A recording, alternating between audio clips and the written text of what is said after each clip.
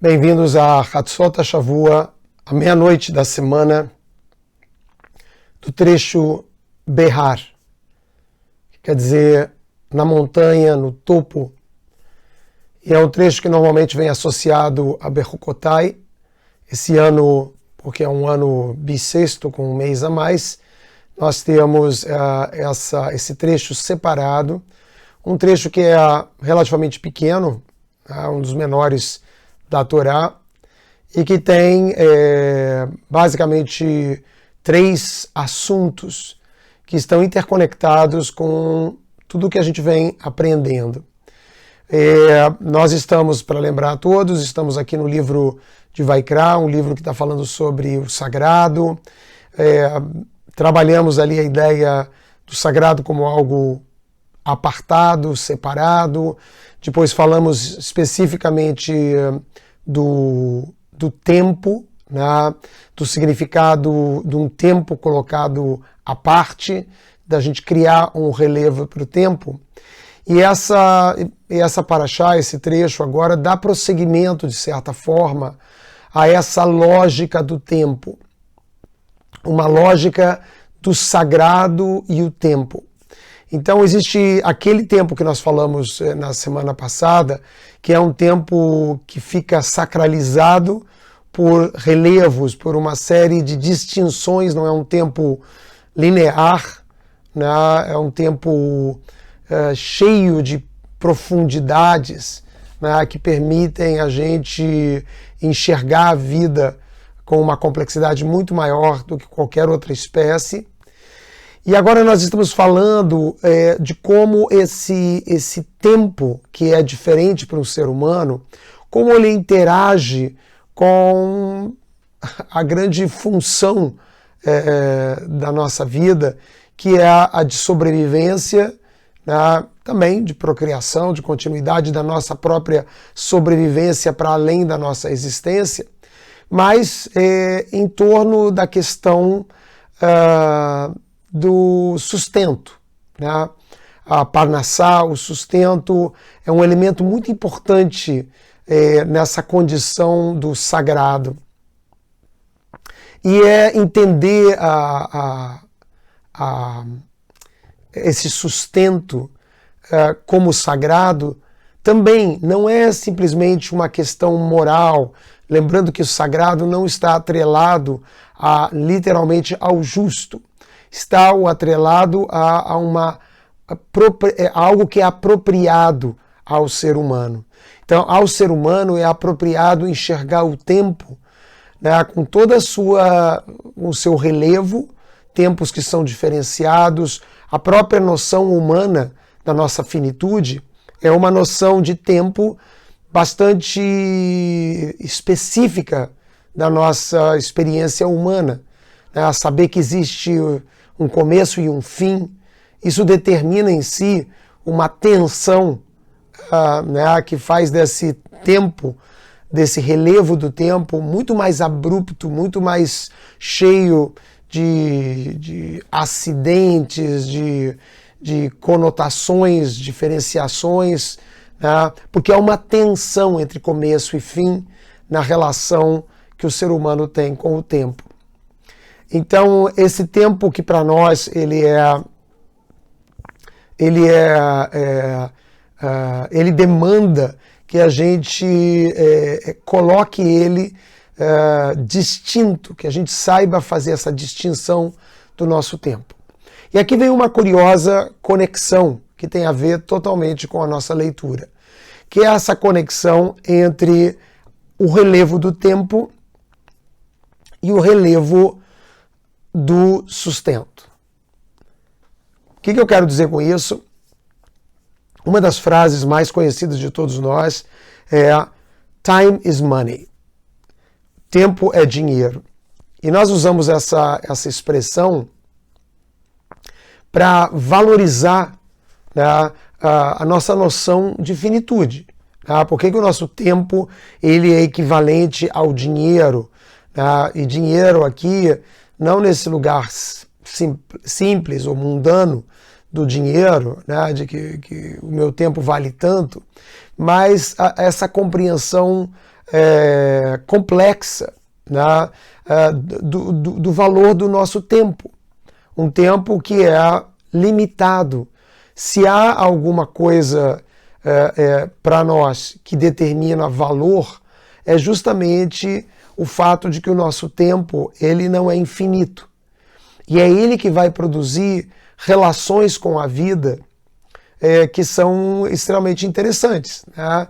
Tanto do ponto de vista das nossas inseguranças, e essas eu talvez não precise falar muito para vocês, né? Que nós somos tão orientados pela nossa própria, não só pela nossa cultura, mas pelo nosso próprio, nossa própria experiência, né, de cuidado de si mesmo. Então, nós geramos uma gestão né, do nosso sustento como, né, essa função de nos mantermos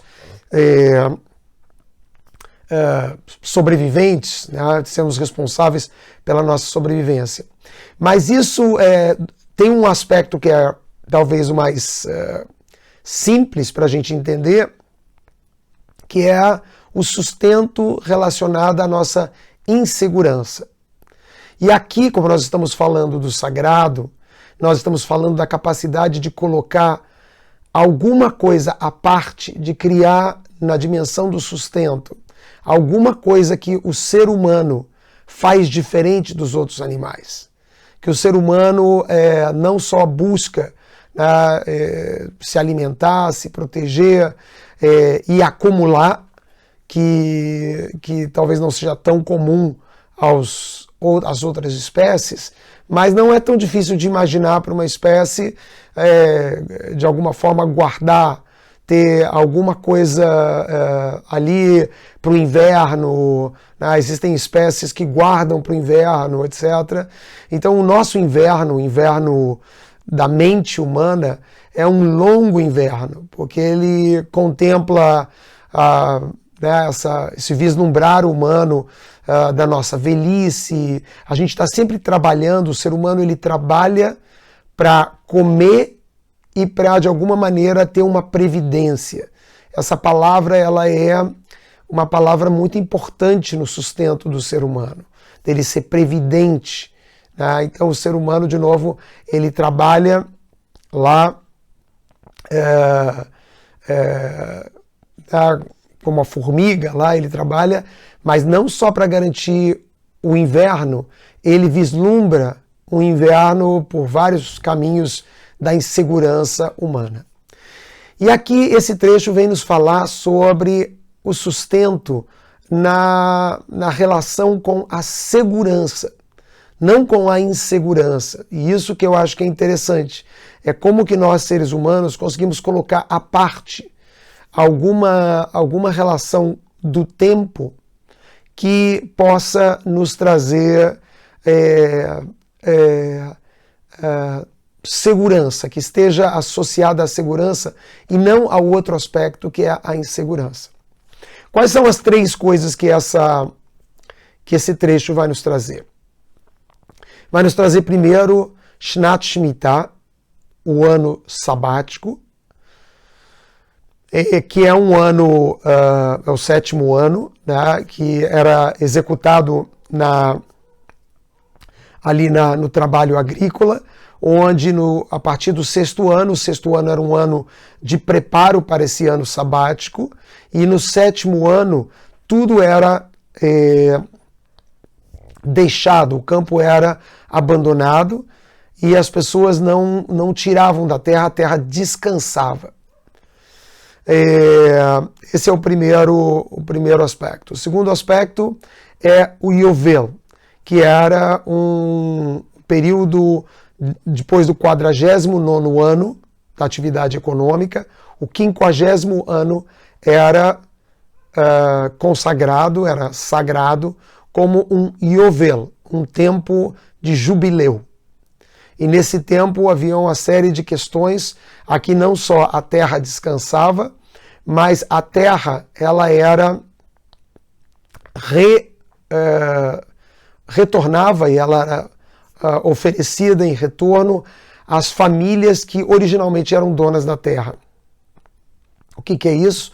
É que lá no início do texto, digamos assim, desse início da atividade econômica, quando eles dividem as terras, eles consideravam um sistema econômico que funcionava, rodava por 49 anos, e nesses 49 anos, pessoas enriqueciam, pessoas empobreciam, e a terra que era, né, em tempos agrícolas, e mesmo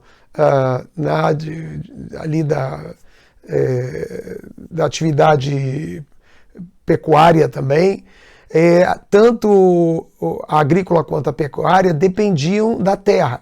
Então, esse bem de produção, ao 49º ano, ele era novamente retornado àqueles que tinham perdido a sua terra na atividade econômica. Ao empobrecer, se você vendeu ou arrendou a sua terra, etc., e você não tem mais a terra, no 49º ano, aquela terra retornava como uma espécie de reforma agrária embutida, não por uma sanção, mas ali era parte do sistema econômico desse ano de jubileu.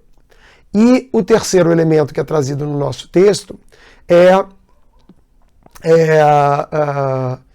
a ideia de você et kaspecha lo titen nesher. O teu dinheiro você não vai receber por ele juros, ribit, que é esse terceiro elemento, e eu queria pensar eles com vocês agora como um elemento do sagrado, né? Sagrado aqui, tempos que estão sendo colocados à parte, e o tempo agora ele está intrincado com o sustento. Vejam que interessante isso. Assim como a gente tinha no calendário, né, você tinha o começo do mês que fazia aquele movimento lunar, que era, né, dali que adivinha a semana, né, mas existia essa unidade de tempo do mês a ser sagrada, assim como existia o ciclo solar, que era guardado pelas festas agrícolas, que acompanhavam calor e frio, acompanhavam a realidade agrícola, acompanha essa relação que existe na natureza com luz, calor, frio, escuridão, que é o inverno, o verão, o outono, primavera. Essas dimensões e o Shabat, que é a dimensão da semana. Agora a gente olha o tempo quando ele cruza com o sustento, porque, repetindo, o sustento é um elemento básico da vida. Então, criar essas relações com o tempo e o sustento são fundamentais para o ser humano.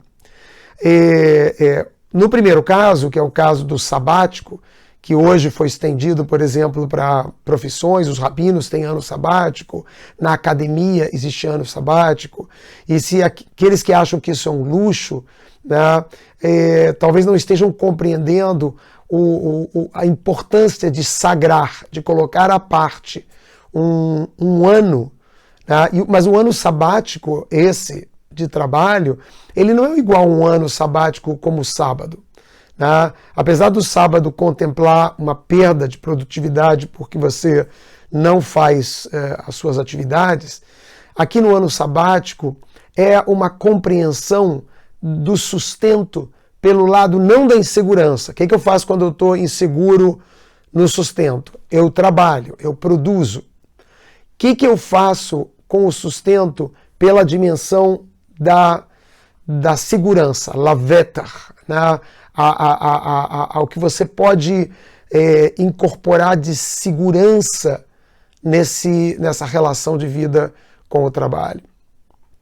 E é o fato de que esse ano ele é um ano de recolocar as coisas no seu lugar. Né? E esse tempo sagrado do ano sabático, ele me recoloca em relação ao meu tempo existencial. A mesma coisa de uma maneira ainda maior em relação ao jubileu. Né? E se no ano sabático eu suporto a perda de um ano, né, de lucro cessante para ganhar um lucro, né, o lucro cessante é insegurança, para ganhar um lucro, né, que está advindo exatamente de cessar. É um lucro de poder se graduar de alguma coisa, avançar, progredir existencialmente, e por esse aspecto de segurança e não de insegurança, tornar mais robusta a minha relação com a vida e ter impactos, inclusive, na tal da parnassá, do sustento. E nesse jubileu, tudo isso era mais grave, porque havia um desapego de tal ordem que não era só o lucro cessante, era não a sua riqueza, não era uma distribuição, né, não era uma forma de socialismo, de comunismo, né, era o aspecto, digamos assim, produtivo, que era redistribuído, e você, então, também experimentava esse cessar, né, de se apossar de alguma coisa, de ter uma plataforma que de alguma maneira avançou sobre os outros, que de alguma maneira cresceu dentro de padrões aceitáveis de enriquecimento, mas não de padrões de monopólio, de engolir, de rapidamente estar dominando. São palavras que desequilibram e que trazem, ao contrário da sensação, a insegurança nos leva a esse domínio. Mas para que você tenha sustento pela segurança, você precisa de paz social, você precisa de instrumentos para que essa economia ela seja saudável e que esse sustento ele se torne mais fortalecido, não só pela visão da insegurança, mas pela visão da segurança.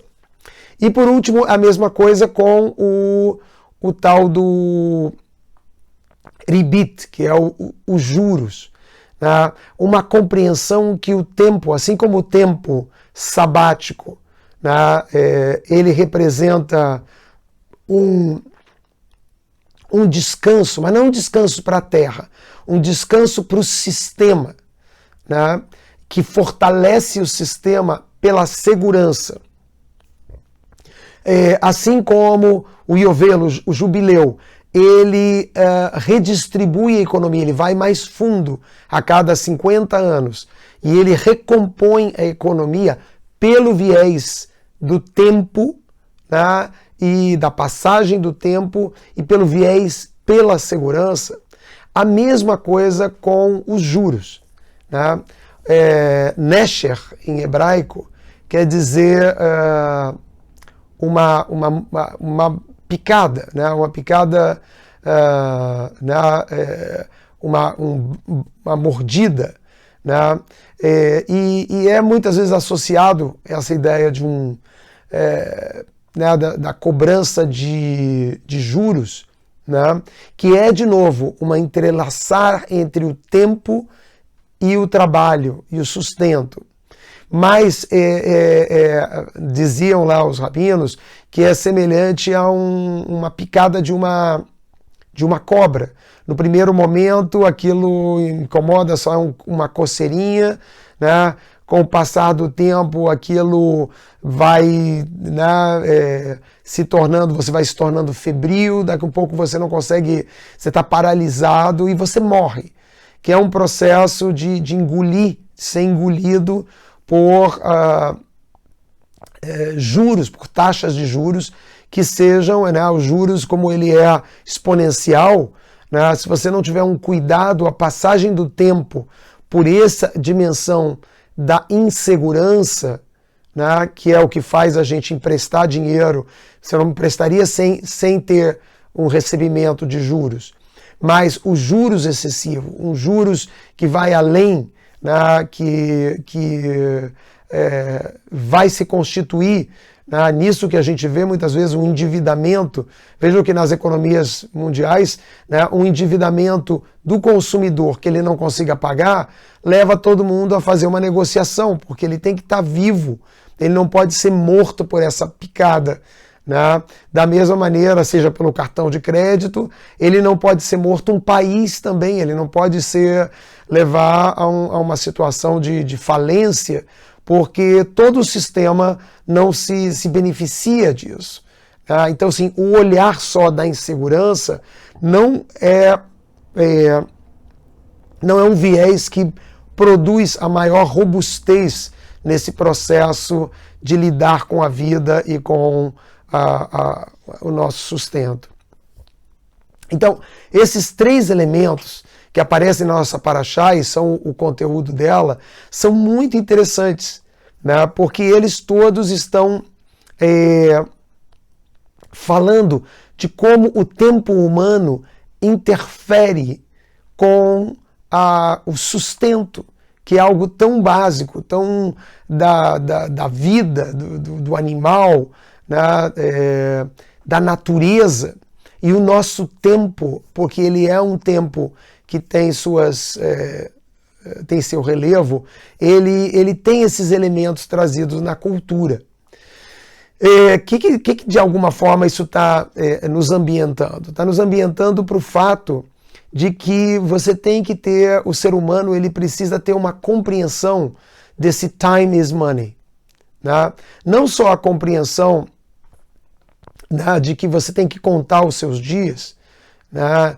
E tem uma coisa tem uma imagem muito bonita do Hafetz Haim, que usava em tempos muito antigos, quando a gente ainda usava aqueles, né, que era o cartão postal, que você ia para um lugar e você preenchia, né, mandava para sua família, e existia um fenômeno no cartão postal que era ali uma foto existencial, né? Acho que marcava muito para nós o cartão postal, porque você tirava ali e mandava para um familiar do Rio de Janeiro, de Nova York, de algum lugar que você tivesse, e aquele fotograma era um fotograma existencial. Ele falava do tempo humano. E o Hafetz Haim, ele dizia que a vida é como um cartão postal. Por quê? Porque antigamente, aqueles que lembram ainda do cartão postal, que podia ser o cartão postal acho que era o mais interessante, porque a gente começava escrevendo, essa ideia dele, você começava escrevendo com aquela letra grande, se apresentando, oi, estou aqui, estou muito feliz, está tudo bom, e na medida que você vai escrevendo, não tinha mais espaço, e você começava a diminuir a letra e começava a escrever nas bordas, e ia usando lá todos os cantinhos que existiam no cartão postal, tal como as nossas vidas. A nossa compreensão existencial, ela é assim, a gente começa a juventude escrevendo com letras enormes, a gente vai achando que a gente tem todo aquele espaço, e à medida que a gente vai vivendo a vida, vai chegando essa noção de que existem parâmetros que valorizam as coisas diferentes. Então, quando a gente diz time is money, não é só que cada minuto da gente equivale a um valor que você podia estar ganhando ou estar deixando de ganhar. Na verdade, com o variar do tempo, os valores do próprio tempo se modificam.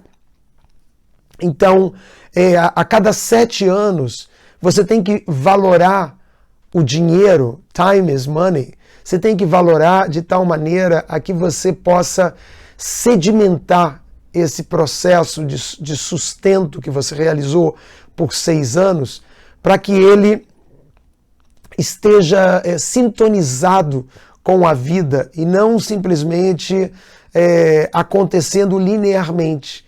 A experiência de sustento humano, ela não é linear. Ela não é linear porque nós estamos o tempo todo vivendo a experiência produtiva, a experiência do sustento dentro de um marco de tempo. Então, um tempo na juventude vale muito menos do que um tempo em idades mais avançadas. Não é valor absoluto. É como você valoriza as coisas e, nesse sentido, time is money significa que o seu tempo, não um tempo, o seu tempo is money. O seu tempo tem um valor. No sustento humano, que é esse o dinheiro, no sustento humano, o seu tempo tem um valor. Vejam que é muito diferente. Você vai ter que saber, não só lidar, não perder tempo para não perder dinheiro, não desperdiçar tempo porque vai estar desperdiçando dinheiro, como time is money, porque o seu tempo é, na verdade, o seu grande tesouro. É o elemento que você despende e que é o mais precioso na sua vida. Então, esse tempo de 7 anos em que você recoloca a sua compreensão de time is money, ou nesses tempos de 50 anos, pode ser que você até nem vivesse esse ciclo de 50 anos, mas você podia pegar ali pelo meio, se você nasceu no início dele, você ia ter 50 anos quando ele acontecesse, mas provavelmente na sua vida você ia conhecer esse momento em que a sociedade, como um conjunto, ela determinava esse tempo consagrado, esse tempo sagrado para ela expressar um acerto que levasse em conta o tempo existencial das pessoas, para que as pessoas não vivessem uma existência inteira somente num padrão, digamos assim, em relação com a terra, que era o elemento produtivo, era ali dali que se originava todo o sustento, toda a produção. Então, é uma outra forma de coletivamente todo mundo experimentar que somos todos, a nossa geração vai toda embora. É muito impressionante essa compreensão que a gente tem a partir de uma determinada idade, de quanto isso aqui somos inquilinos, do quanto a gente é passageiro, e a gente vai vendo as pessoas que entram, né? Quando você chega a uma idade mais avançada, você vai vendo as pessoas que entram e as pessoas que vão embora, né? Então, assim, tudo isso torna tanto a sobrevivência, o sustento, a relação com o tempo totalmente diferenciada. E isso se aplica também ali nos juros, né? Porque os juros são isso. Sim, você quer ganhar, mas você tem que aprender a funcionar de uma tal maneira que você não intoxica, não envenena os parceiros seus desse mercado, desse espaço de produção, desse espaço de sobrevivência. Então, assim, independente, sem colocar isso em marcos econômicos dos nossos tempos, tentando propor qualquer fórmula econômica, mas aqui a compreensão disso, de que a gente também tem que sagrar tempos individuais, né, onde a gente se relaciona com a produtividade, tempos coletivos, onde o coletivo se relaciona com a produtividade, e uma produtividade que, além da questão de você não, digamos, escravizar o outro, não explorar o outro, né, você não tenha processos onde o tempo humano, né, e o sustento humano inviabilizem uma pessoa, paralisem uma pessoa no processo de sustento e existência e vida. Eu acho que essa é uma preocupação muito interessante desse trecho, né, desse livro que está basicamente falando sobre o sagrado, de você entender que você não tem como viver o seu sustento, a sua parnassá, sem trazer esses aspectos. Eles acontecem num nível que é um nível ético, de você deixar os cantos ali do seu campo, né? Não raspar a panela, acontece na benemerência, acontece em vários aspectos de como você pode, digamos assim, equilibrar e viver esse sustento pela percepção humana ali por conta da justiça. Mas aqui, dentro do marco do tempo, você também tem que considerar tempos que são sagrados. O seu tempo sabático. Não deixe de ficar sem um tempo que orquestra essa carreira, esse caminho do seu sustento. Ele precisa dessas paradas, ele precisa, para recolocar as coisas no lugar e, como eu disse, criar uma musculatura ainda mais robusta para um novo ciclo de sustento.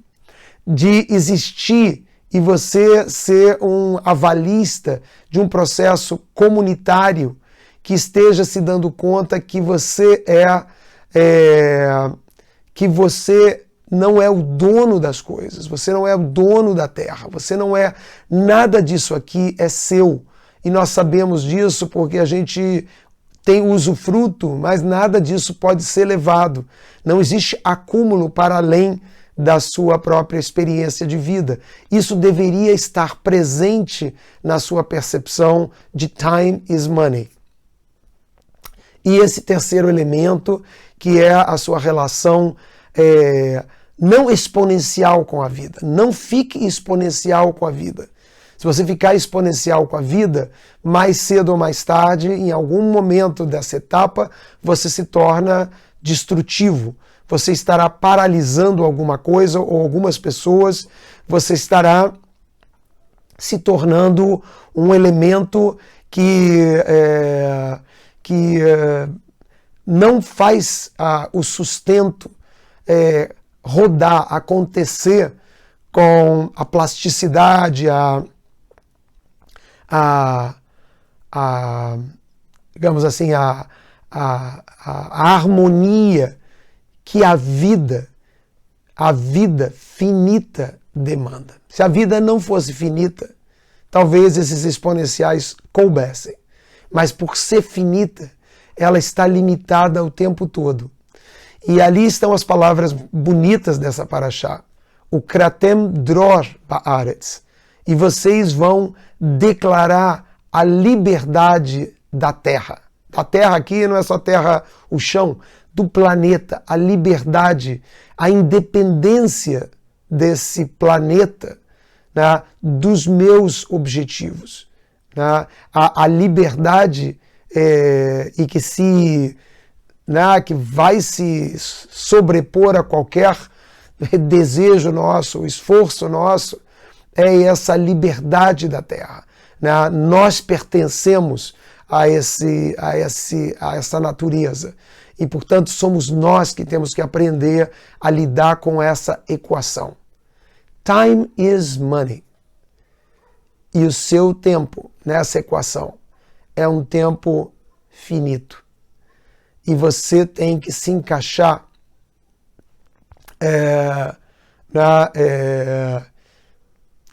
sustento, o seu money com o seu time, esse encontro, esse encaixe, né, ele é fundamental. Sagrar está relacionado a nos ajudar também a perceber existencialmente onde deve estar o nosso sustento, como a gente deve lidar com o sustento. E aí nós vamos aprender a lidar com o sustento não só pelo medo, pela ansiedade, pelo pânico de se a gente vai ter ou não vai ter, né, no nosso inverno, ou nos longos invernos, de viver uma vida, né, com longevidades de 90 anos, sair só dessa modalidade da insegurança, né, porque é ela que vai levar para as tentativas, a insegurança vai nos levar para essa tentativa de vivermos exponencialmente, o que é destrutivo e contraproducente ao nosso sustento, e a gente realmente aprender a usar. E por isso a gente sagra o tempo dentro do sustento, sagrar o tempo lavetar, né, em direção à segurança, não à insegurança. E aí, tenha sabático, viva em sociedades que saibam produzir jubileus, que tenham um olhar social para entender que todos nós somos temporários por aqui, somos inquilinos, né?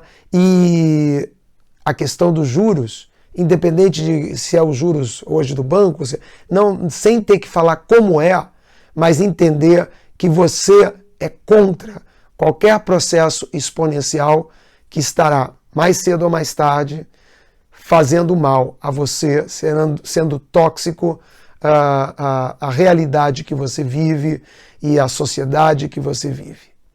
Esse é o apontamento de Be'ar no topo, né? Talvez esse lugar realmente de ter uma visão de topo, de poder fazer uma gestão de vida que não é só ali no dia a dia, no olhar pequeno, mas de subir o topo da montanha e fazer uma gestão existencial do seu sustento. Até a próxima meia-noite da semana.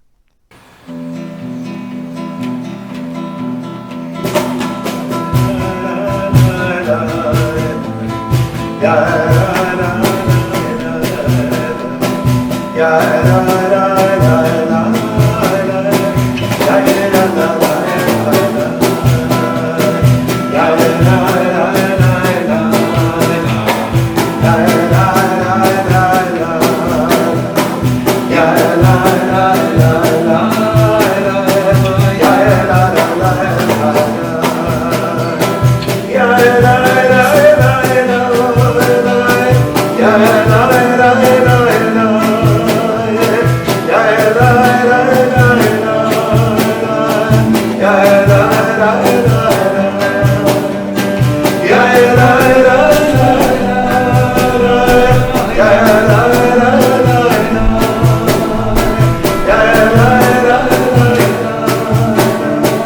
Jai Ram.